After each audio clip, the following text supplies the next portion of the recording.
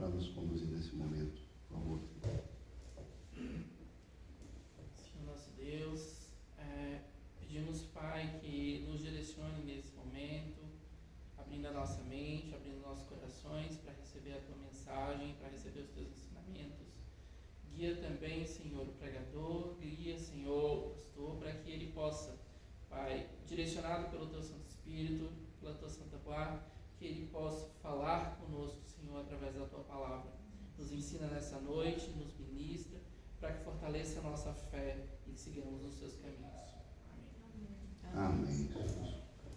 Vamos nos colocar de pé agora para a leitura da palavra.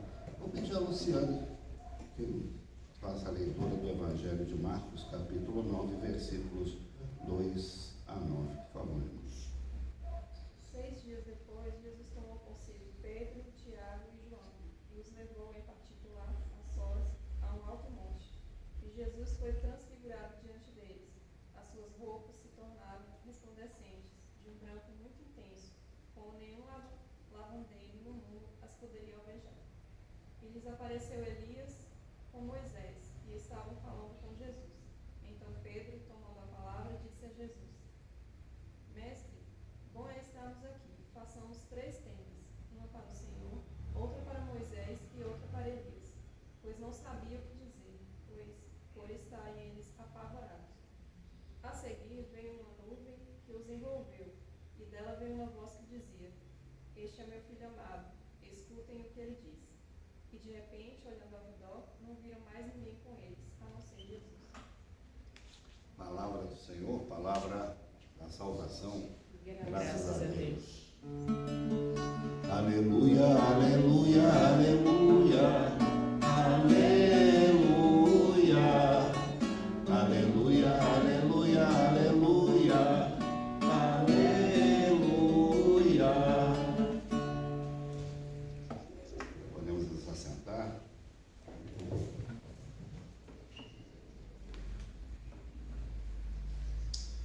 O tema do culto, que eu até divulguei hoje pela manhã, é assim, um verdadeiro carnaval. Verdadeiro carnaval. Me ocorreu essa imagem, que não tem nada a ver com carnaval, né, gente? 3 barracas ali no meio de um mato, né? Parecido com o lugar que a gente teve ontem, né? Lá perto da Ceilândia, fomos visitar um sítio lá. E, inclusive, o Lucas dormiu em barraca, né? Eu lembrei de você quando selecionei essa ilustração aqui. Mas essa ilustração tem a ver com o nosso texto, né? A gente vai ver. Mas estamos no carnaval, não é? E sempre, todos os anos na nossa igreja, a gente prega nesse domingo do carnaval sobre esse texto da transfiguração, né, do calendário, do lecionário comum revisado, né, e a gente prega. Por que sempre esse texto? Há várias razões. Uma delas é porque, a partir desse momento da transfiguração, a partir deste acontecimento, o ministério de Jesus Cristo dá uma virada e ele passa a se direcionar, tudo que ele faz passa a ser dirigido para a sua chegada em Jerusalém, para enfrentar os acontecimentos da paixão, morte e ressurreição. Não que o que ele fez antes não tenha sido importante, não tenha sido fundamental, não é isso. Mas é um ponto de inflexão no ministério dele. A prioridade passa a ser não atender Galileia, Samaria, Síria, Fenícia, aquelas regiões do norte da Palestina, onde ele caminhou durante 2 anos, fazendo curas, pregando e ensinando e levando os seus discípulos a ter um contato com a população extremamente carente e necessitada daquela região. Agora isso ficou em segundo plano, porque todos os esforços, toda a pregação, tudo aquilo que Jesus passa a dizer é direcionado para Jerusalém. já começou a ter uma mudança no momento que, nesse mesmo capítulo, no capítulo 8 de Marcos, a gente vê a confissão de Pedro, quando eles vão para Cesareia de Filipe, e lá então ele pergunta quem os discípulos achavam que ele era, e aí Pedro então diz: tu és o Cristo, o Filho do Deus vivo. Isso já foi um acontecimento marcante. E aí Jesus então percebeu que havia ali entre os discípulos quem já tinha um entendimento firmado, consolidado de quem ele era realmente. Mas era preciso dar um passo adiante. E esse passo adiante, então, é dado no momento da transfiguração, quando ele toma Pedro, Tiago e João e sobe, então, aquela montanha, e no alto da montanha acontece esse cenário que nós temos descrito aqui no capítulo 9 de Marcos. Mas tem uma outra razão também, para mim, que reforça uma ligação do carnaval com a transfiguração. É que a transfiguração, ela tem muito assim de um acontecimento carnavalesco. Carnavalesco, sim. Mas como assim carnaval? O que tem a ver carnaval com transfiguração? Se nós lembrarmos, né, dos desfiles, especialmente os desfiles de escola de samba, que acontecem, né, hoje, amanhã e depois, tudo, nós vamos observar uma coisa, que as escolas desfilam com um enredo, né? Um enredo. Elas têm um tema, cada uma tem um tema do seu desfile. E tudo o que é colocado na avenida, tudo que atravessa o sambódromo tem um simbolismo. Cada fantasia, cada destaque, cada carro alegórico, os adereços, as roupas da bateria, tudo tem um significado que está ligado àquele tema do desfile, aquele enredo. E o que nós observamos aqui no cenário da transfiguração é algo extremamente rico do ponto de vista simbólico. Extremamente rico. Começa pelo próprio fato de a transfiguração acontecer no alto de uma montanha.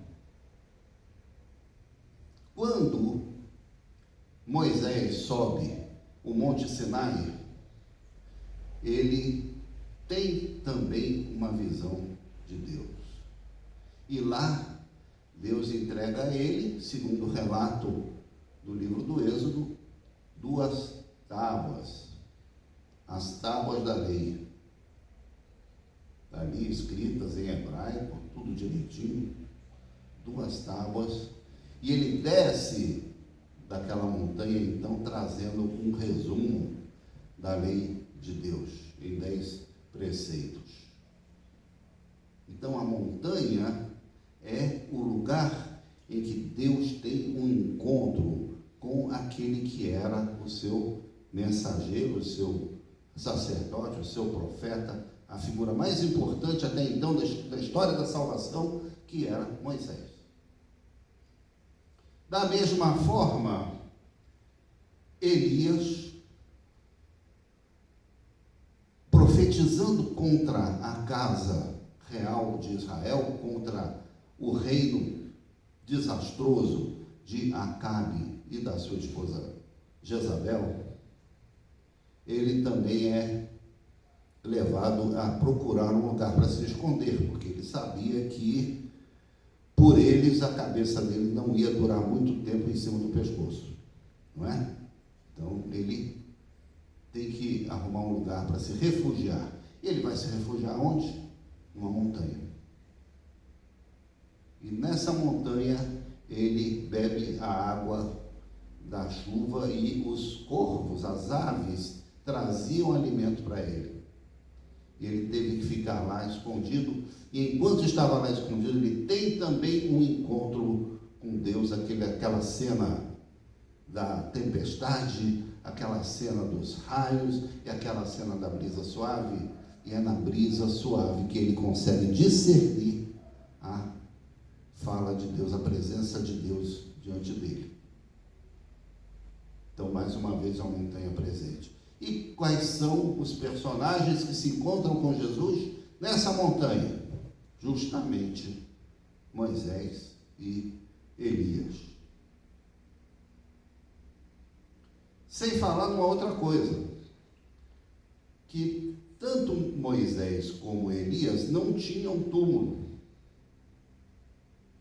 Não tinham túmulo. Não há um relato assim definitivo de onde que Moisés foi enterrado. Dá-se a entender que ele de repente desapareceu. Mas não se tem assim uma descrição de que fim levou Moisés. E Elias, a coisa já é mais explícita, né? Elias foi arrebatado, levado para os céus em um carro de fogo. A figura que o Antigo Testamento usa para descrever o veículo que teria levado Moisés. Para nós, provavelmente seria uma espaçonave, né? Imagina um foguete, né? Disparou, estava sempre em fogaréu e o foguete sai voando. Não sabemos. Mas o fato é que Elias também não foi sepultado. Não é? Então, mais uma coisa muito simbólica, muito comum entre esses dois personagens. Além de representarem simbolicamente dois grandes ministérios. O ministério sacerdotal, embora o sacerdote mesmo fosse o irmão de Moisés, né, Arão, mas Moisés representava a instituição do ministério sacerdotal do povo de Israel. E Elias, a instituição do ministério profético. E a presença desses dois personagens também nos remete, sabe para onde? Eu estava pensando nisso hoje à tarde. Nos remete lá para o Natal. Mas Natal, pastor, o que Natal tem a ver com Carnaval, com Transfiguração? Lembra dos presentes que os magos trouxeram? Os famosos 3 reis magos, a gente não sabe se eram 3, mas os presentes eram 3. E esses presentes eram exatamente o quê? O ouro, o incenso e a mirra. O ouro da realeza, o incenso do sacerdócio e a mirra do ministério profético. E aqui, então, existe o encontro desses 3 ministérios. A realeza de Jesus Cristo ali, presente junto com o sacerdócio de Moisés e a profecia de Elias. Então, vejam se não é um acontecimento repleto de simbolismo, repleto de adereços, repleto de figuras representativas de coisas da história da salvação que acontecem ali no alto daquela montanha.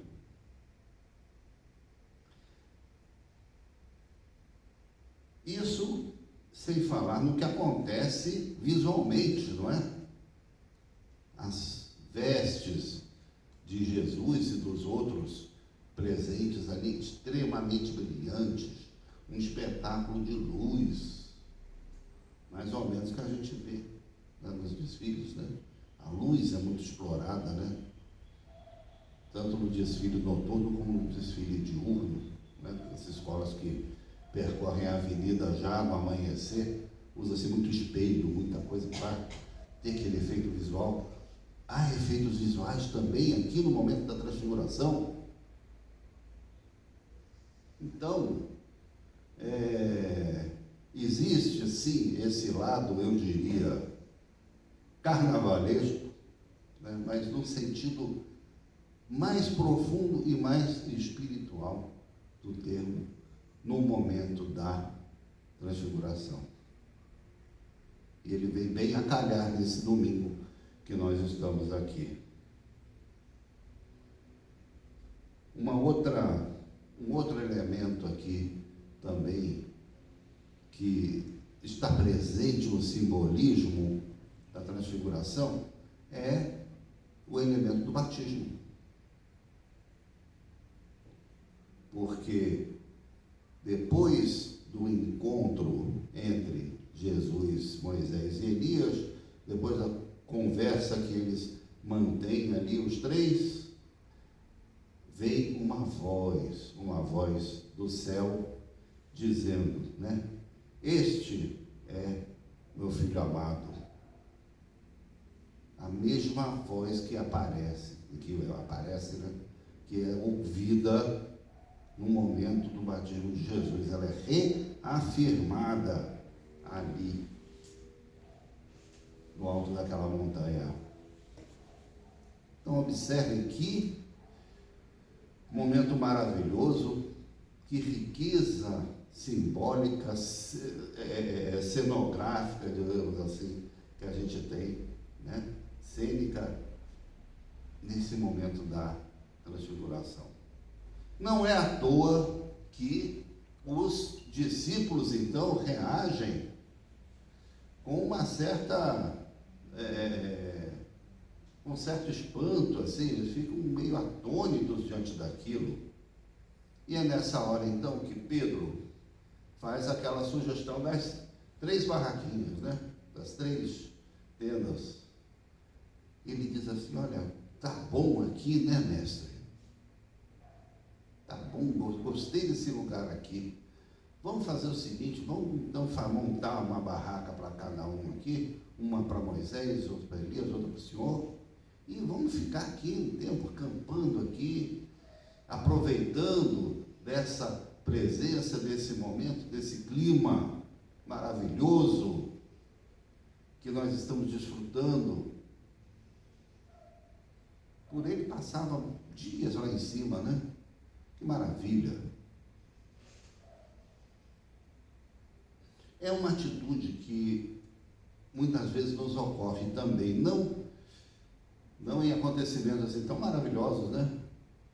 Mas às vezes a gente quer viver a nossa vida espiritual sempre na busca de alguma coisa espetacular. Tanto isso acontece que hoje o que nós vemos, eu diria na maioria das igrejas brasileiras, é o culto espetáculo. Não é?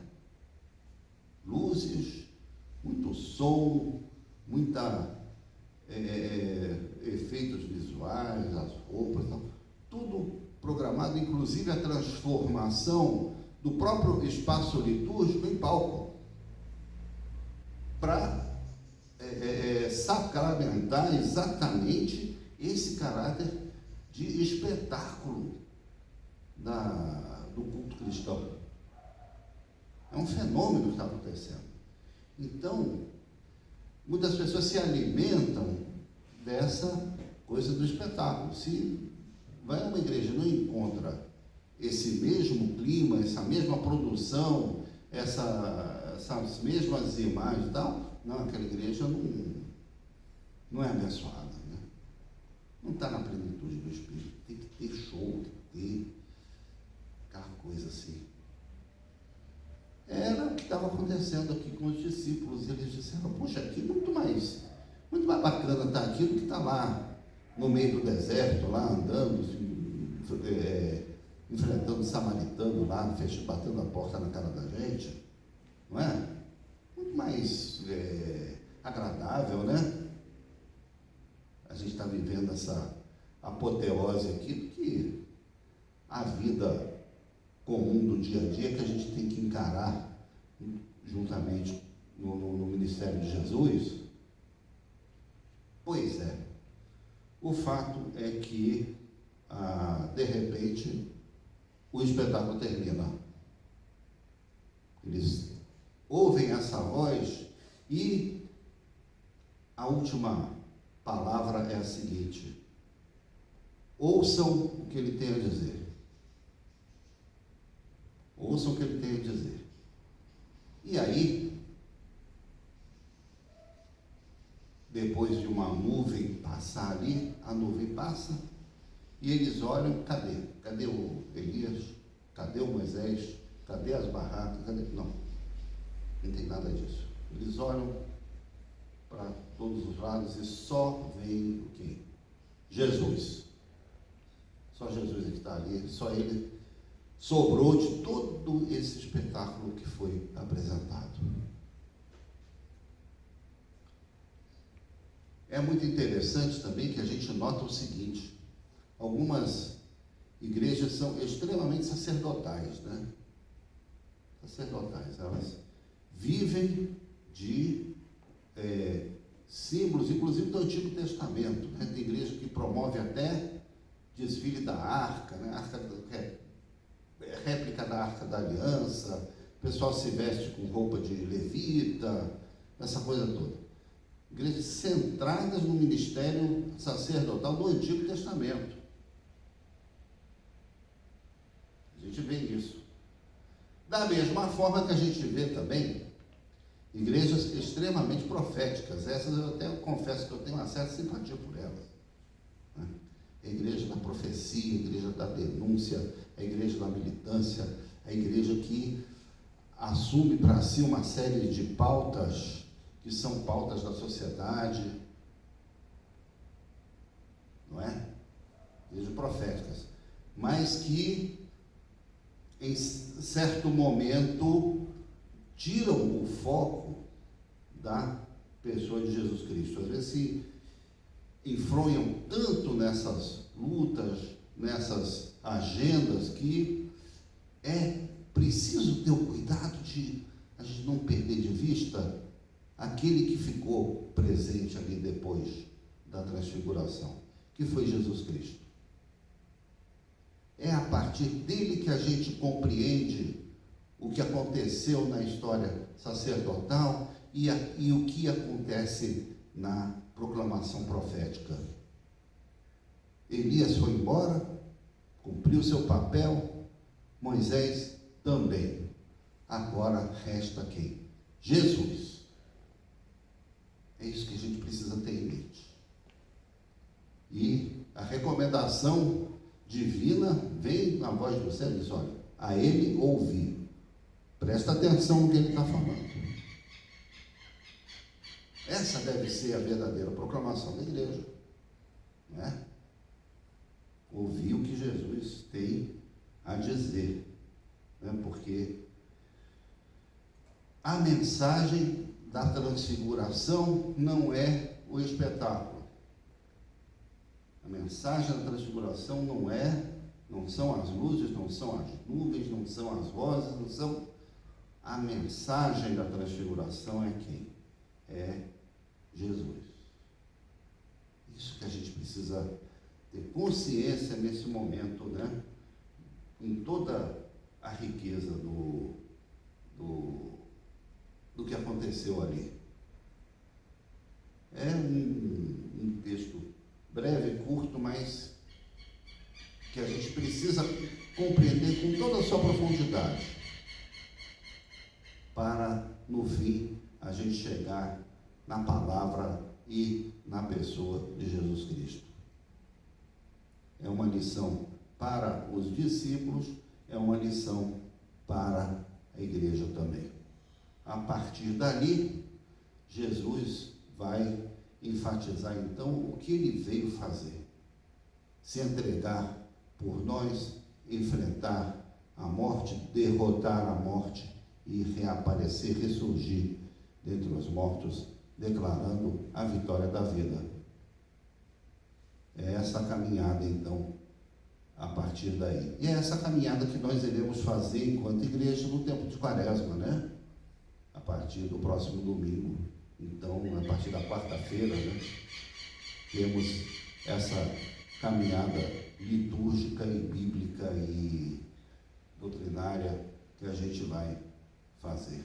Então, fica aqui a aclamação desse momento da transfiguração e o convite para essa caminhada, que foi a caminhada que Jesus fez com os seus discípulos e quer fazer conosco também. Amém?